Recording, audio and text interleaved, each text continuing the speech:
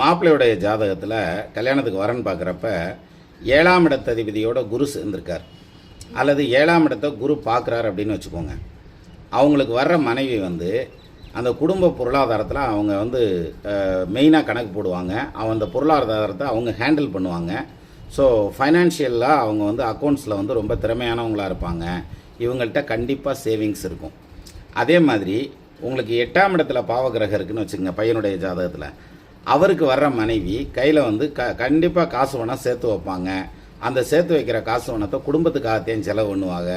அதை கிட்டத்தட்ட கடைசி வரைக்கும் மெயின்டைன் பண்ணுவாங்கங்கிற மாதிரியான அமைப்பு. அப்போ கணவர் என்னதான் செலவாளியாக இருந்தாலும் 7ஆம் இடத்தை குரு பார்த்தாலோ அல்லது 7ஆம் இடத்ததிபதியோட குரு சேர்ந்தாலோ அல்லது 8ஆம் இடத்துல பாவகிரகங்கள் இருந்தாலோ அவங்களுக்கு வர்ற மனைவி சேமிப்பை தெரிஞ்சவங்களாகவும் ஃபைனான்ஷியல் மேனேஜ்மெண்ட்டை தெரிஞ்சவங்களாகவும் ஃபேமிலியை ஃபைனான்ஷியலாக நல்லா பார்த்துக்கிறவங்களாகவும் அமைவாங்க.